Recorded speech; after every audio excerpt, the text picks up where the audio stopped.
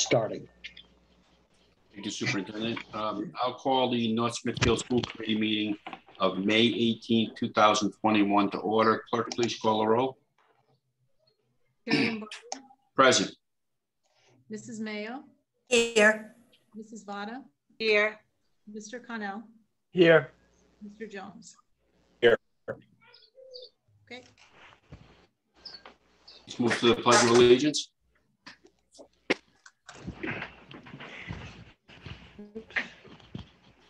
I pledge allegiance to the flag of the United States of America and to the republic for which it stands, one nation, under God, indivisible, with liberty and justice for all.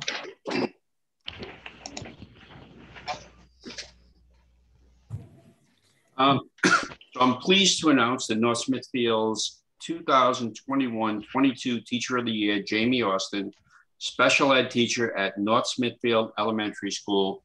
Congratulations. Yay. Thank you. Yes. Congratulations. Thanks. We're all very proud of you. Thank you. Welcome. I appreciate it. We actually received a lovely letter of recommendation from the principals at the elementary school, and it detailed so well everything that you do for your students and for our school system. And there really isn't much more that we can say other than I'm sure you read that letter. It's just absolutely fabulous. So very, very well deserved. And thank you for everything that you do. I think Mrs. Dana would actually like to read that letter. Am I correct? Good. Yes, that's my hope.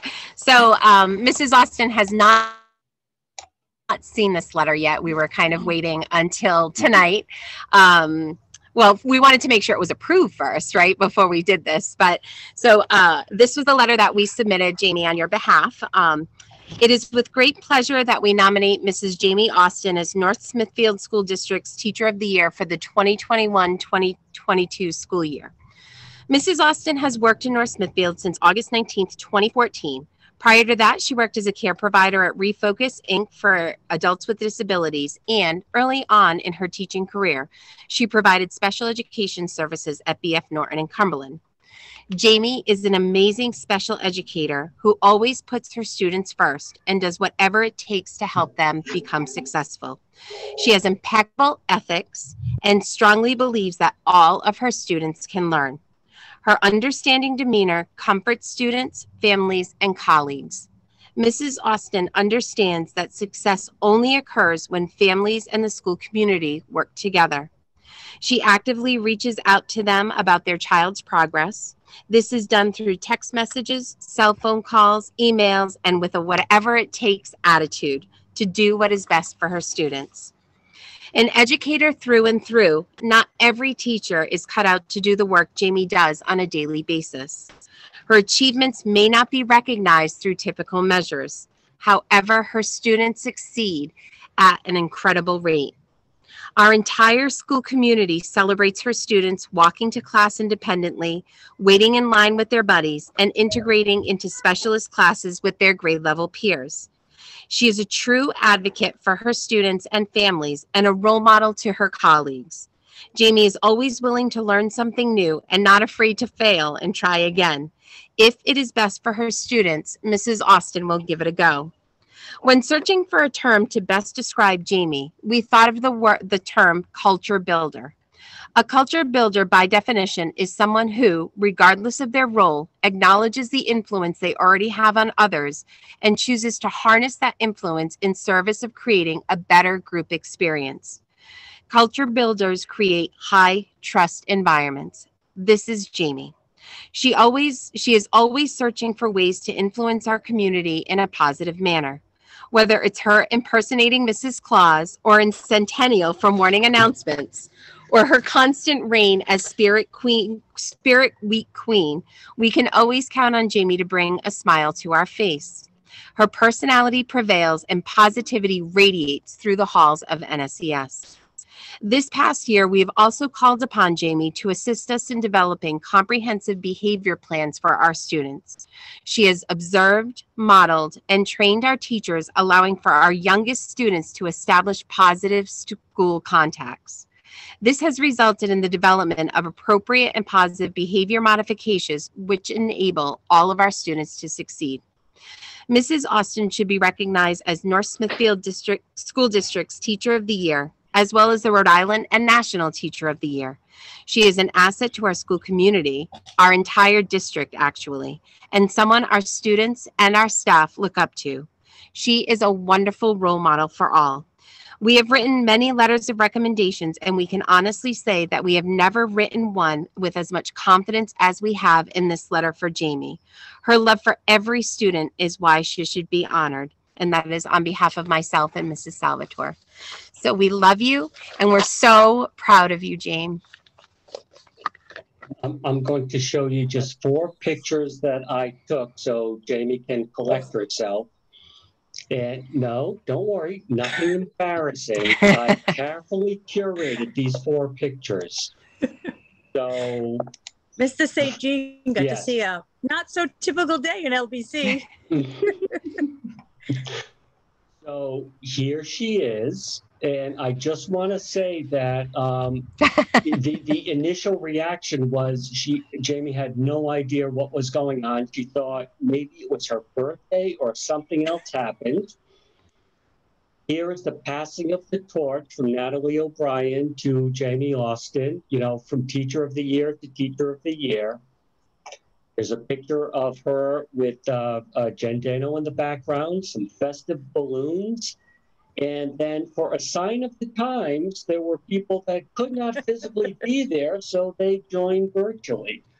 So that was the day she found out that she had been nominated Teacher of the Year. Oh, thank you so much. Those are so wonderful. And yes, it was a bit of a rocky day that day. Sometimes when you throw a zigzag into my classroom, it doesn't always go over as well as some other classrooms, but that's okay. We got through it. I just wanted to thank everybody. What an honor it is. I'm truly humbled. I know how many amazing teachers there are in North Smithfield. I have 4 children in the district, so I've seen it firsthand. And to be, you know, to be chosen among such wonderful, amazing teachers is such an honor. And I wanted to thank you for that. You know, I'm lucky enough to go to a job that I love every day with such amazing people I work with. The love in that school it's, you know, you can feel it when you walk in. The atmosphere is just so wonderful. I really couldn't ask to work in a better system. You know, if you go by my room on most days, you'll see a lot of learning. I'm not sure if the learning is from my students. I think they teach me more than I teach them. They teach me how to be kind. They teach me how to be empathetic. That's why I love the inclusion aspect of my job so much, is that I feel like my students learn from the regular ed population as much as the regular ed population learn from my students. And you can't write that in the textbook, and you can't teach that through a screen. You have to teach that hands-on. And if you get to see the amazing things that my kids do, every day they put a smile on my face. I have the most rewarding job that you could ever imagine. You know, we do have some of those, what did I call them? Riding a Tonka truck through the Grand Canyon some days. I don't know, some days it's a hurricane and you don't know how to get out, but you know, if you can't laugh about it and talk about it and enjoy it, then you go crazy. So that's what we do. Some days we sing about it, but I couldn't imagine my life doing anything else. I truly love my job, and I'm blessed to work with such amazing people and the best students. I feel that they are top notch. My families are so supportive, and my administration. So I just wanted to thank you again. It's a true honor to be recognized as the North Smithfield Teacher of the Year, and to be honored for what I just love doing. So thank you so much. Jamie, if there was anybody truly born to do this job, it's you. Oh, thanks. I love it. I wouldn't want to do anything else, as you know, because I tell you all the time.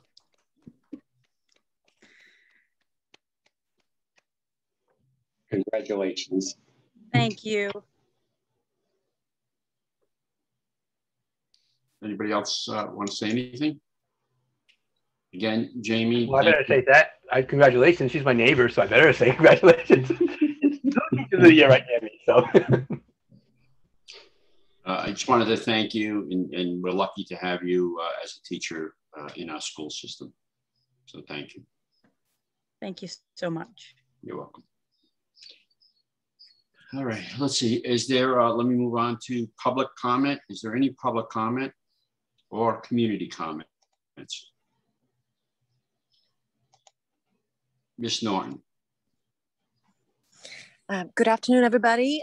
Thanks so much for giving me the opportunity to speak. I know you must be all tired. You probably finished your work activities and here you are volunteering your time. So I wanted to thank you for that. If not everybody knows me, my name is Alexandra Norton. I'm a co-chair of the community group Engage North Smithfield. And we recently supported a group of residents in drafting a letter addressing the school board, notifying you of some concerns. And I'm sure you might have not had the opportunity to read the email yet, so I wanted to reiterate briefly. So these concerns focused on possible water contamination by having presence of the so-called forever chemicals. They're also known as PFAS. They were identified by the Rhode Island Department of Health. They tested a number of wells in Rhode Island. This was a massive endeavor. And they noted that the numbers, they're recorded in parts per trillion, with the middle school and the high school having levels at 24 and 30 parts per trillion, and the standard maximum threshold being 20. So we wanted to approach the subject and matter, not just writing a letter, because we wanted to share with you how committed we are in helping the school to navigate this and to solve this urgent matter. In particular, because Camp Phoenix utilizes the elementary school grounds for the summer, and I believe they use tap water to hydrate their kids. I believe they have over 300 plus campers registered for this season. So, you know, these chemicals, in terms of national and state level, what's going on, they've been in the news massively. In 2021, EPA and the Department of Health are working together to change parameters and enforce safe water standards, including augmenting the Safe Water Act. And then in our state of Rhode Island, they initiated a bill in 2001 in January, and they had actually a Senate committee hearing just this month, and looks like it received a lot of positive support. What that's gonna mean is the state is gonna roll out these thresholds, not just in the drinking water in all of Rhode Island, but it's going to be at the schools, groundwater. And as you know, my understanding is that all of the schools are utilizing well water. And I guess our ask would be, could we potentially collaborate together, the parents who are concerned about these topics, and create some sort of task force where we have parents and a member of the board join us so we can actively propose some action things.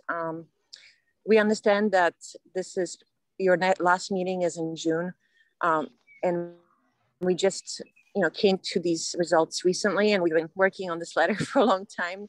If you notice, the letter has a lot of background and science information for your review. So I guess I wanted to know, is it feasible to have a discussion on this topic next meeting, or are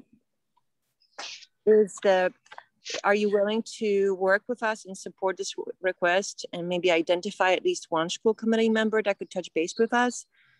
We have all of the emails listed in that letter we sent. Thank you so much for your time. I really appreciate it. Thank you, Ms. Norton. Is Lisa Carter on the line? She's one of the people who signed it. Yeah, so Lisa Carter was unable to. She, as you know, is a physician in Worcester at a public health clinic, and she apologized that she was not unable to attend. And I also asked Kristen, everybody's trying to juggle work and life right now, so I offered to speak. Okay, thank you.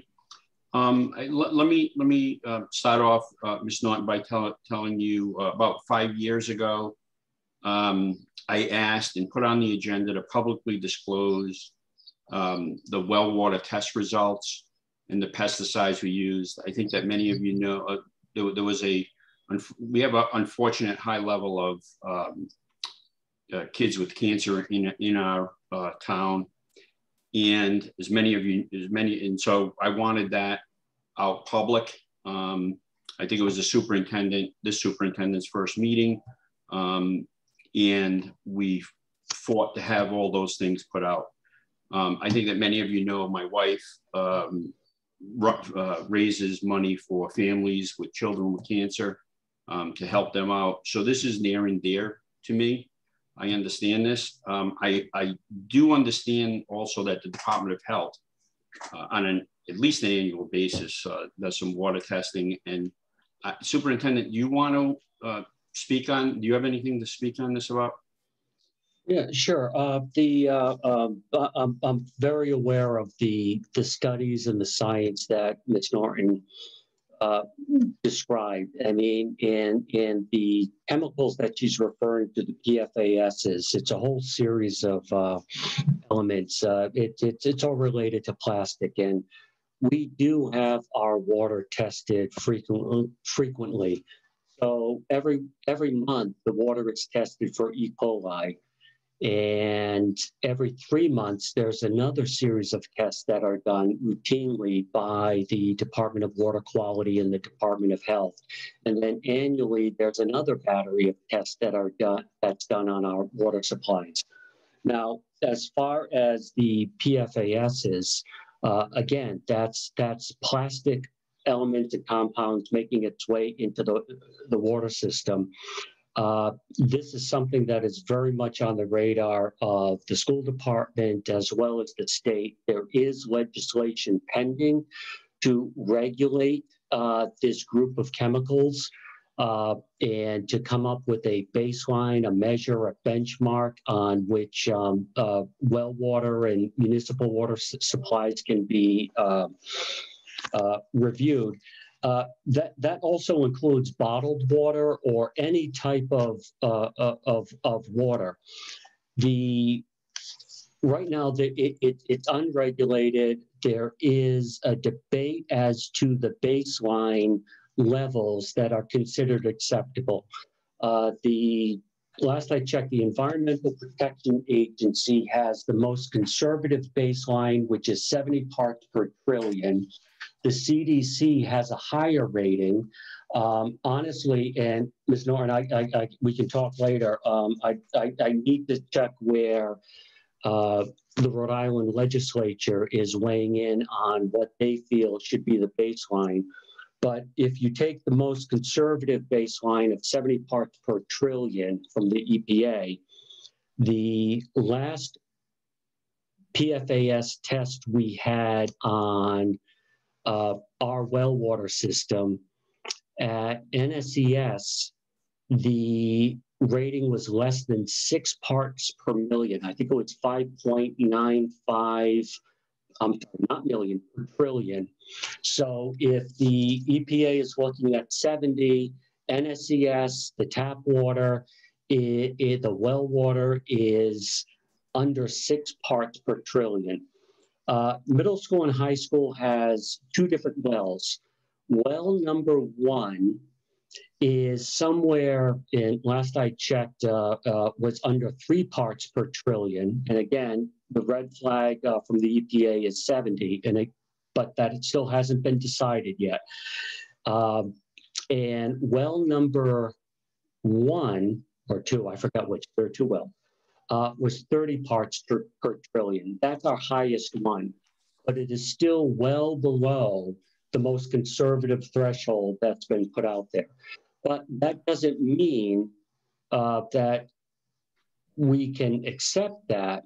We do, like I said, have monthly tests and consultations with Northeast Water Solutions, who monitors and maintains our water supply. We've had no violations, last I checked, since 1994 was the last time we had to make a correction. So we've been doing ongoing maintenance and improvements to the water system, also monitoring. And The other thing that we've also been putting in, not only is the water supply been tested and come out very clean, but I should say that these results, all these tests by the Department of Health are posted on their website. What was it? I think it was a DPQ. I'll share it out. DPQ something ri.gov. I'll look it up, and I'm happy to share it. But all of the water tests going back multiple years for NSPS and the combined middle school, high school are published, and all of them came out clean. No red flags, no warnings, just good water. The other thing I should add is that Alan Seepy, our facilities director, has been updating a number of our water fountains with newer models that will refill reusable, recyclable bottles, because obviously we're also thinking about the environment and use of plastics and disposal of it. And all of those new water systems have filtration systems built into it. So not only have we been keeping an eye on the water supply, the cleanliness, the test, and keeping on top of the testing, but we've also been maintaining the plumbing and updating the water fountains and used by students and teachers. So, certainly happy to look into this further, to put together some more information, but this is something that the facilities director and myself have been, very much has been on our radar, and we've been on top of it. So Superintendent, may I ask that on our website, if you could either post our results from testing and/or have the link to the Department of Health? Sure, absolutely. I can follow up with that information for review.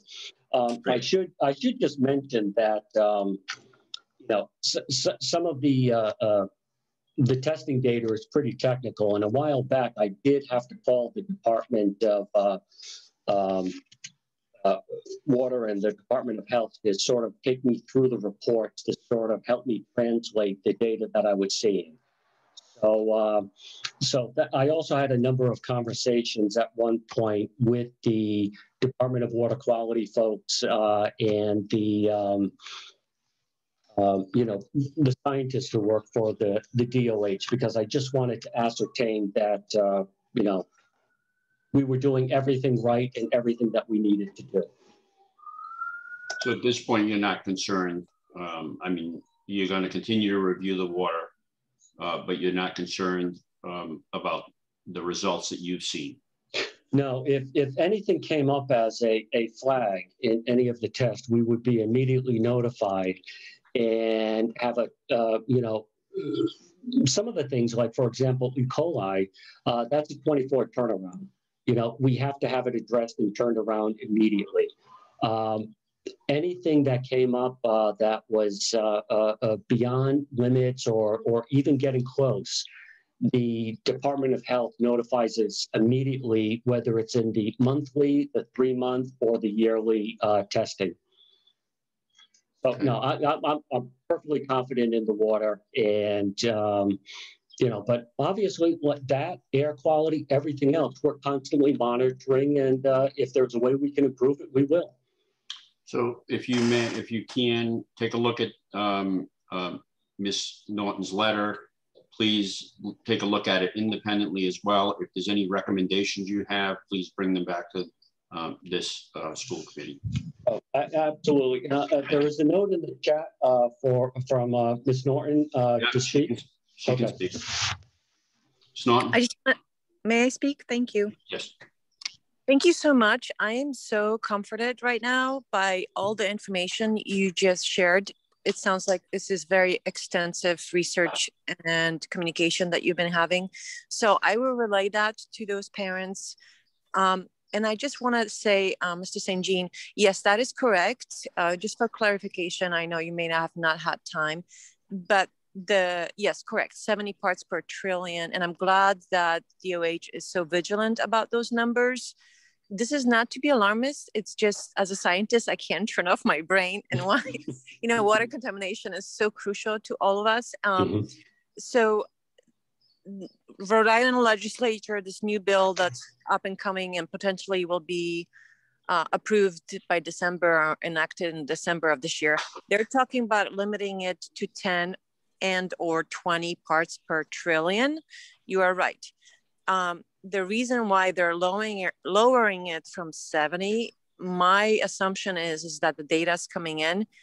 And just to bring your attention to, in May of 2019, if you recall the local news, that the area of Oakland and Burrillville had numbers from 60 and up, and they were flagged and they were forced to connect to municipal water.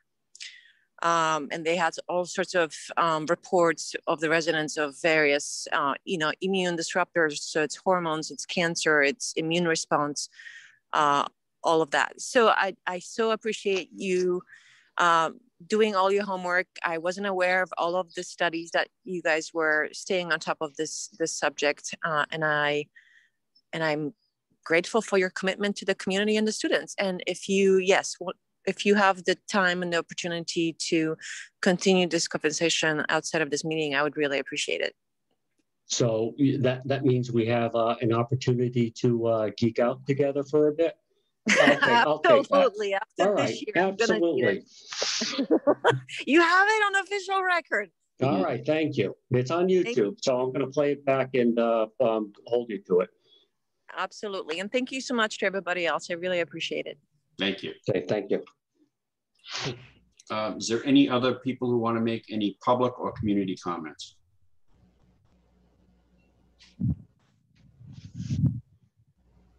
Hearing none, I'll move on to the consent agenda. Does anyone want to take anything off of the consent agenda? Is there any questions about anything on the consent agenda? Hearing none, I will ask for a motion to approve the consent agenda as presented. So moved. Motion been made. Is there a second? Second. Seconded. All in favor? Aye. Aye. All opposed? The ayes have it. Moving on to the superintendent's report. Superintendent. So I'm just actually going to share a couple of slides, and this has to do with, let me switch over.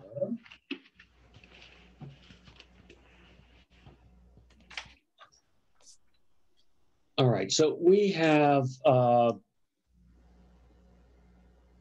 there are some federal funds that will be coming the way of the school to the schools. And so what I'd like to do is just clarify what that money is and how we're going to apply for it. Later on, afterwards, I'll most likely ask Claire Arnold to share some of the information as far as things we're looking at to use these funds for. And just give an understanding that I almost get the impression that people feel this is free money coming to the school departments that we can spend however we want, but there are some, serious constraints on how we spend this money. And there's an awful lot of thought into those things that we can be approved for and that we're going to prioritize. So basically in this, we have two groups that are going to decide how the money is going to be used. One, it comes from the federal. So there are rules and regulations around ESSER 1, ESSER 2, which I'm going to talk about. ESSER 1 was the COVID money that came in last year.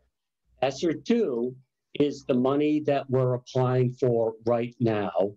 ESSER 3 is the money that's coming in later.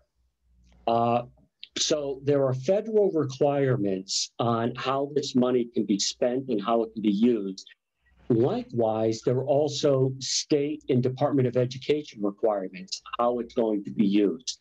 We have to apply for the SR2 and SR3 monies through the Rhode Island Department of Education and all of the checks and balances and the reviews that they've put into place.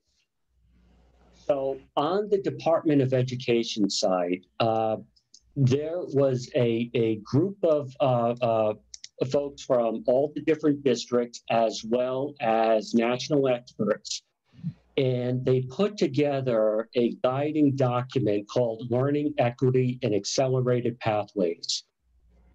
And this task force, this report, which is linked into this, and tonight or tomorrow morning, I will upload it to the website and share this so people can click on the links and investigate further.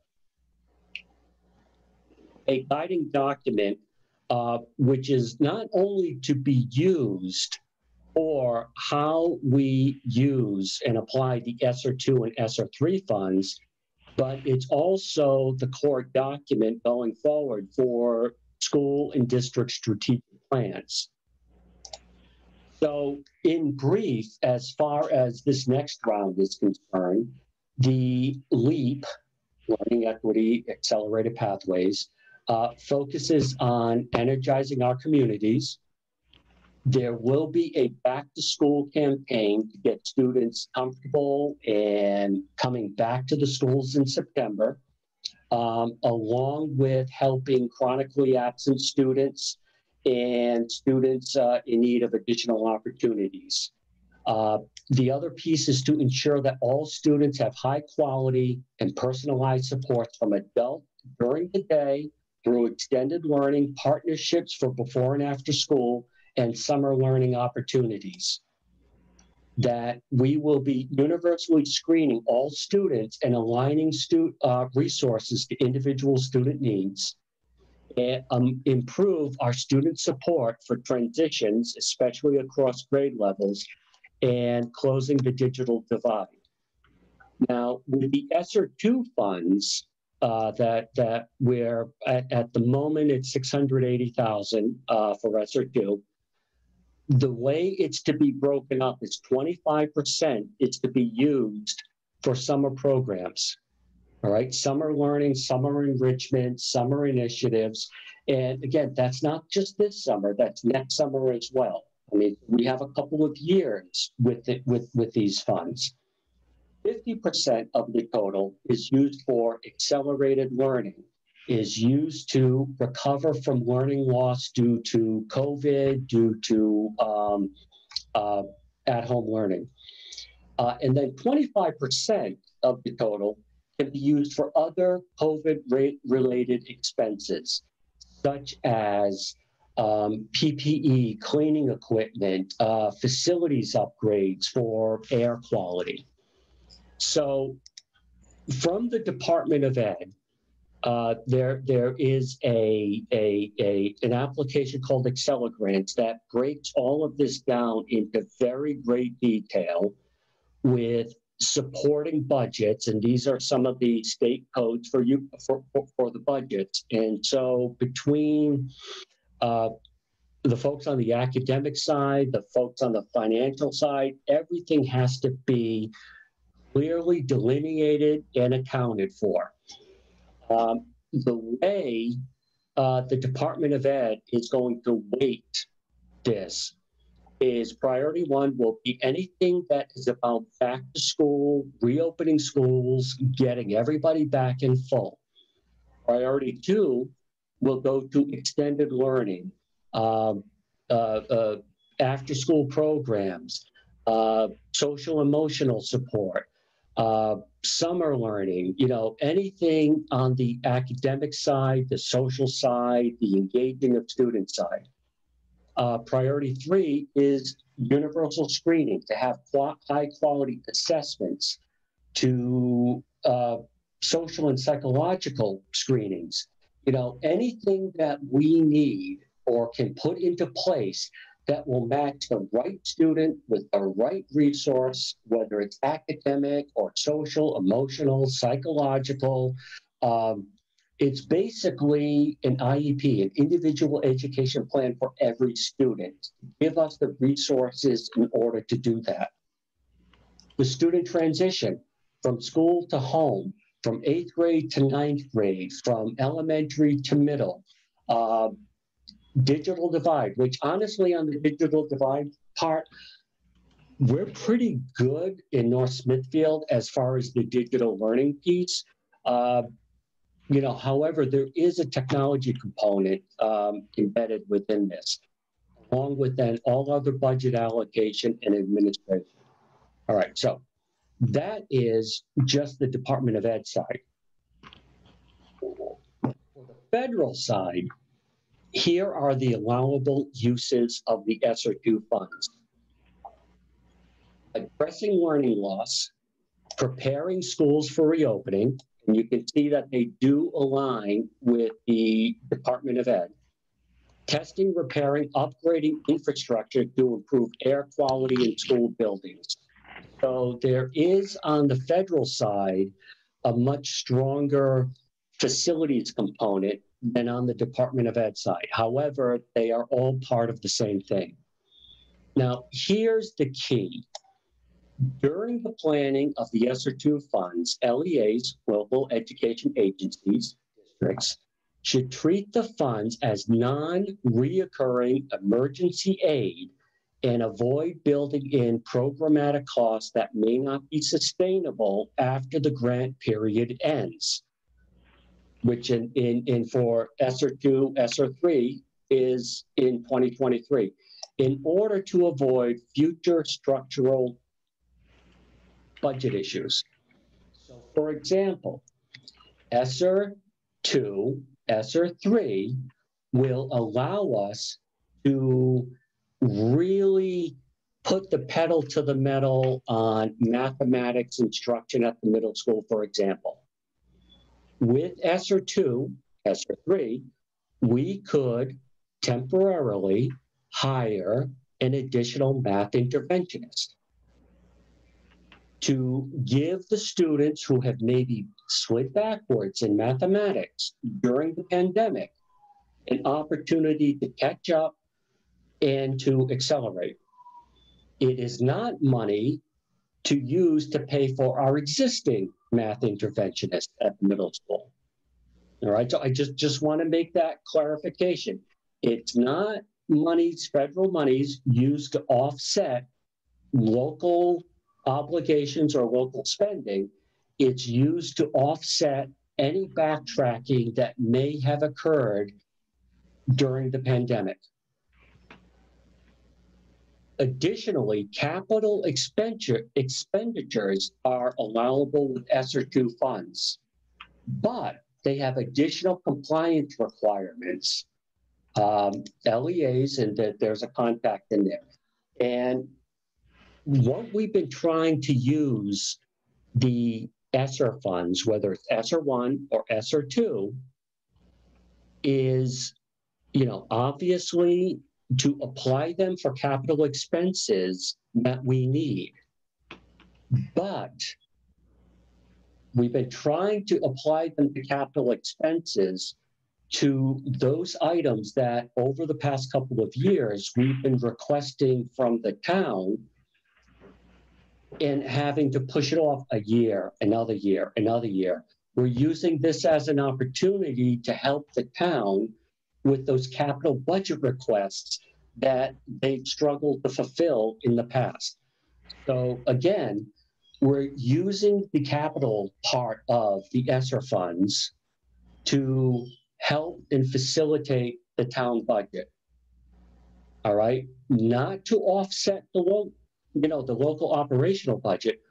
Those capital expenses, those one-time things that cost a lot of money, that keep getting pushed back year after year after year because there's no money to do it.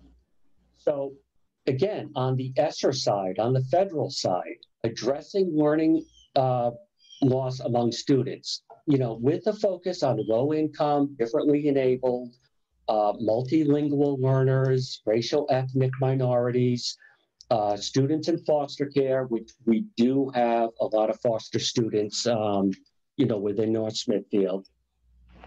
And so the focus is administering and using high quality assessments to accurately assess students' academic progress, assist educators in meeting academic needs, included through differentiated instruction. Implementing evidence-based activities to meet the comprehensive needs of students. Providing information and assistance to parents and families, how they can effectively support students, including a distance learning environment. Now, there is, within these funds, a very powerful community outreach to engage the community, to engage the students, to go above and beyond what is typically considered within the school day. And then also tracking student attendance and improving student engagement. It also includes monies for school facilities repairs and improvements to reduce the risk of virus transmission and to support health needs. Inspection, testing, maintenance, repair, replacement of ventilation, air conditioning systems, filter purifications, and so on. So those are the allowable, those are the priorities set by the Department of Education, the things that they will look at to approve or deny, and then the things that are acceptable under the federal side of the grant. And there is a multi-levels of reporting that go into this. So it's not just we get a lot of money and we push a shopping cart through Best Buy and we get whatever we want. You know, there are checks and balances and approvals along the way. So we will submit quarterly reports and a final report, as we do with all federal grants from RIDE. We're expected to comply with all future federal reporting requirements related to the receipt of ESSER funds. RIDE will provide advance notice, and there's a whole system, how we enter it and review it and check it, get approved, get awarded the funds, and then there's the federal side of things. So again, these are very, very tightly controlled dollars and very targeted and very transparent in how they will be allocated over the next couple of years. So again, I think the message here is that this is an opportunity to do good for the students, to do that extra that we could never do before, to make up for any losses during the pandemic. And it is not the opportunity to fill holes in budgets and offset things that we would be doing anyway. And I'll answer any questions you want, but let me just stop sharing this. I'll ask Claire Arnold if she wouldn't mind. She has been working with her parent advisory group as far as the summer learning and summer opportunities, because we have to move very quickly with these funds, for the applications and the review. But she can also talk to about the Right to Read Act, which was something that was passed in our General Assembly, a massive, massive undertaking and requirement of our schools, absolutely unfunded, but something we're told to do, but we need to do. That's more important. And it's one of these things that the SR2 monies can be used to handle without going back to the town to increase curriculum budget or professional development budget. So, Ms. Arnold, I don't know if you'd like to just give an overview of what you've been working on. Certainly. Thank you, Mr. St. Jean. So I can say with utmost certainty that this pandemic has negatively affected our students' social emotional health and their academic learning. And also like their commitment to school and learning, I'd say more at the upper high school level when we think about the social emotional part of that. So to that end, we're in the process of developing a variety of plans that will focus on both learning and student engagement. I have met with and continue to meet with a variety of stakeholders. I have established a parent advisory group. I sent an email out to parents and asked for folks to come and be part of this. I had 65 parents sign up. I was so incredibly impressed. Parents are committed to this, and it shows they're really concerned about their students as well as we are. The pandemic has been difficult on our children. And so I've been meeting with them. I've had 4 meetings thus far. And each time I have a meeting, actually, I have met one during the day and one in the evening. I'm trying to be flexible and reach as many parents as possible. We meet virtually and exchange ideas about matters that pertain to student learning and wellness. We've done some surveys to capture where we are and what our thinking is. Just the summary of the surveys, that the majority of parents do feel that their students are adequately prepared for ELA in math, but in the upper grades, parents report a lot less confidence that students are adequately prepared in mathematics. The large majority of families have not experienced challenges with the internet access and Chromebooks. However, there are a few, and we will reach out to those families. The priorities, according to the parents, and this aligns, and it was wonderful because so much of what they were sharing aligned with the conversations I'm having with administrators and teachers and all the stakeholders.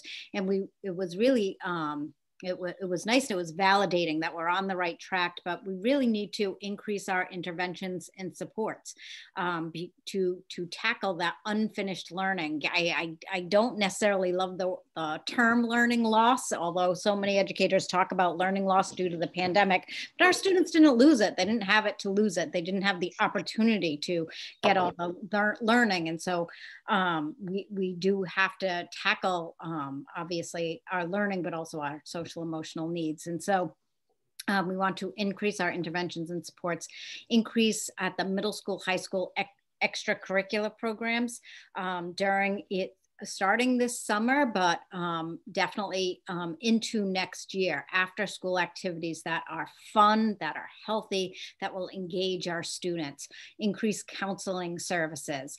Once restrictions lift, increase our hands-on projects and our STEM activities, science, technology, engineering, and math activities. Our students miss that. They can't work in groups. They can't do a science experiment together because we've had to stay 6 feet apart and wear our masks and not share materials. And so we will, as restrictions lift, absolutely be focusing on project-based learning and students really working together again.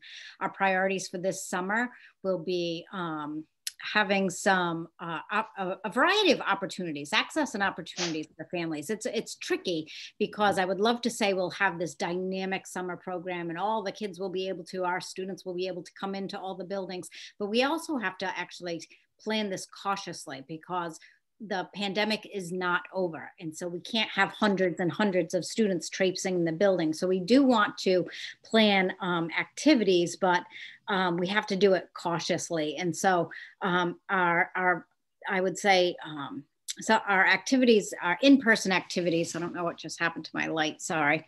There it is. Our in-person activities will be more focused at the middle school and the high school, and those are more clubs and activities for engaging our students, where the activities at the elementary will maybe be a few opportunities to come into school, but also some online opportunities for continued learning over the summer.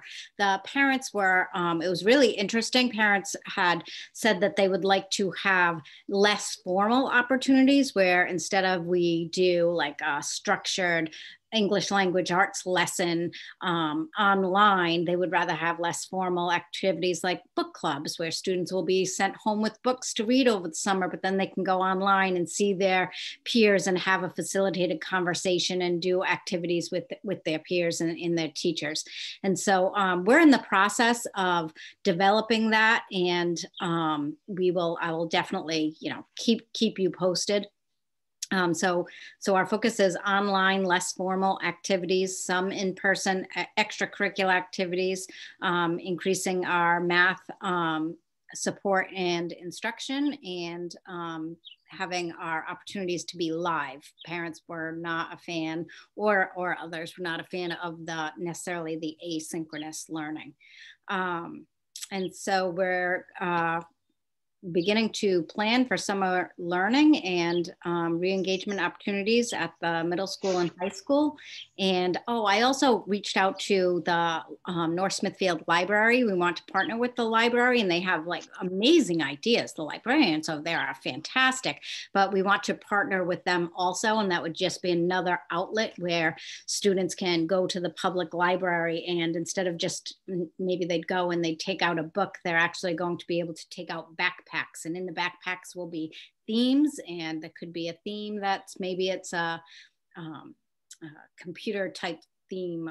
I don't have the right words, but coding theme. And so there'll be a little robot in there, and there'd be directions and instructions and manuals and books and everything that we'd need to learn about coding. And so, or it could be animal science, or just different themes. And so we're in conversation, and they've been wonderful. I've also been in conversation with the Parks and Rec. I do have to get back to them about some of the information that I've recently received as I've reached out to teachers, and see what we can partner with and develop a plan. So it's all in process. We have nothing in place as of yet, but it is coming together. I met with, I'd say, 2 different meetings, about 30 teachers today, to help put together activities or menus, or I shouldn't say activities, opportunities for students. So we are working on it, and I'll definitely keep the committee posted. Okay, and then if you just want to briefly touch on the great fun time of the Right to Read Act. So the Right to Read Act, that was passed in July of 2019, and the law requires educators to exhibit either proficiency or awareness in the knowledge and practice of the science of reading. And districts have to provide professional development for educators to support these requirements. And so you may know me well enough that at times I'll say, that's no big deal. We've got this. We're all set. I am letting you know that this is one of those things that it will be a heavy lift. It's an incredibly wonderful initiative in so many ways. It will give educators knowledge that will support our students, especially our students with dyslexia. So it is wonderful. However, it is also cost and time intensive. So this is going to be a thing. I've met with our district reading specialists, who are extraordinary, and we developed our implementation plan. It will definitely be a multi-year implementation plan. All educators that are required to exhibit the proficiency will participate in training. That could be like 60 to 80 hours worth of training that they would have to, contact hours that they would have to do. Educators that exhibit awareness training. So if you're a high school Spanish teacher, you'd only need awareness training, and you'd be 8 to 10 hours of training. And so it's going to be complicated. It will be something, but in the end, we will all be better off for it. We do have our first cohort of elementary teachers beginning this spring. They're doing, it's called a Letters program.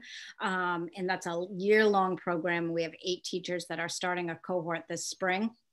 We also have a group of special educators at the middle school, high school, and I'm going to say about 10 special educators who are beginning Orton Gillingham training. And that is, when I say intensive, it's like a full week in the summer, and then another week follow-up, and then another workshop after that. It's all in, but it is great training. And so our teachers have been informed about this, and it is going to, it will make us better and stronger, but it will certainly be quite the lift.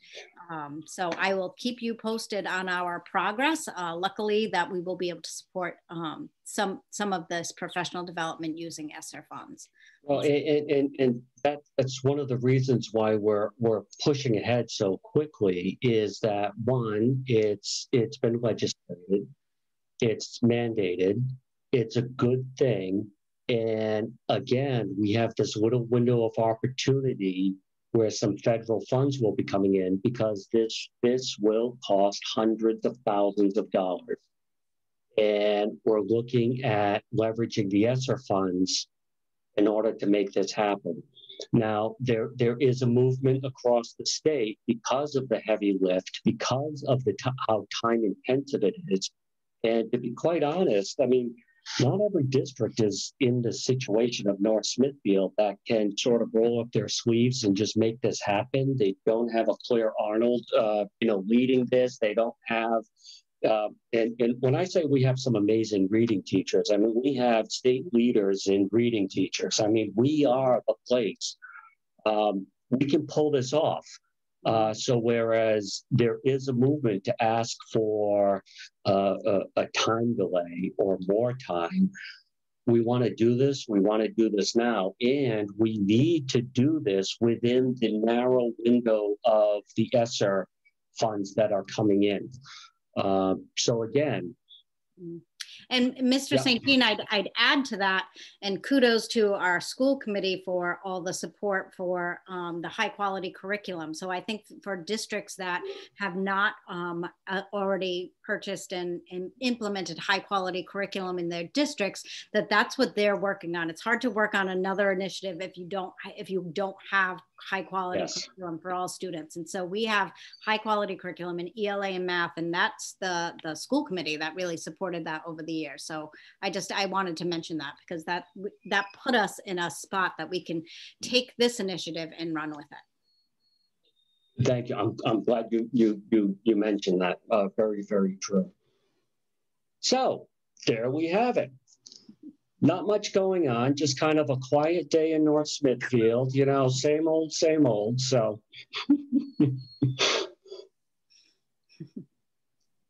Thank you, Superintendent and Assistant Superintendent.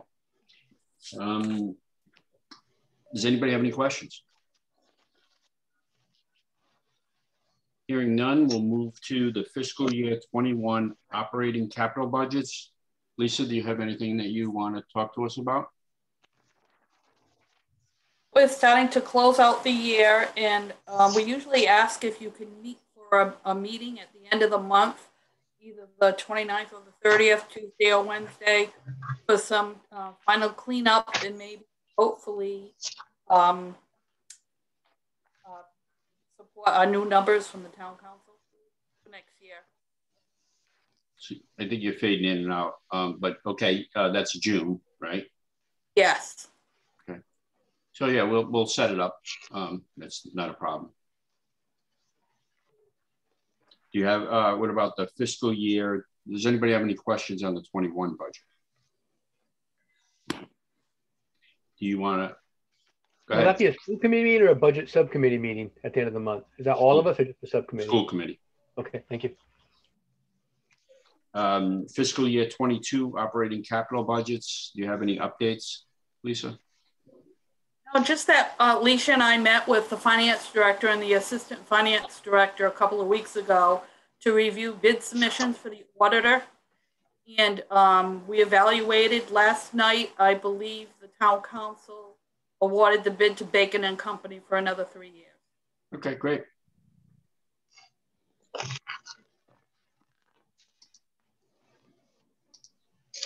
Anybody have any questions? Hearing none, Superintendent, the worst part of being on the school committee, the new business, 2021, 2022 non-renewal termination notices. Right, and this year I am only forwarding to you 4 names. Great. I mean, not great as best it can be. I absolutely understand. So what's the what do you think is going to happen with these 4 people? Do you think we're going to be able to get them back, assuming we get the money from the town council? I hope so. Okay. So as soon as you feel comfortable bringing them back, let's do that. Does anybody have any questions or comments? I'm wondering if there's a way, I know, if we could get a commitment from the town council a minimum commitment that would allow us not to have to lay off. I'm wondering if that would ever, I will propose that to the town council president and town administrator, because I mean, this is just not a good way to run a business, and it's not their fault. It's no one's fault. It's just the way it works, unfortunately. Yeah, anything would help. You know, and again, this is like every year. I mean, we'll put some names forward, and there are just some that we just have to do because we don't know what's in the future, and we have to cover ourselves. And there are some folks who aren't on tenure who we're afraid are going. They'll go to another district, and they're that good. We want to keep them. But we don't have any solid information to go on. Fair enough. Thank you, Superintendent. And like I said, maybe going to next year, we could try to work on some plan to figure out how we can avoid this. That'd be wonderful. Yeah. Is there any further business? Hearing none, I'll entertain a motion to adjourn. So moved. Motion's made. Is there a second? Second. All in favor? Aye. Aye. All opposed? The ayes have it. We're adjourned. Thank you, everyone. Good meeting. Okay. Good meeting. Good night.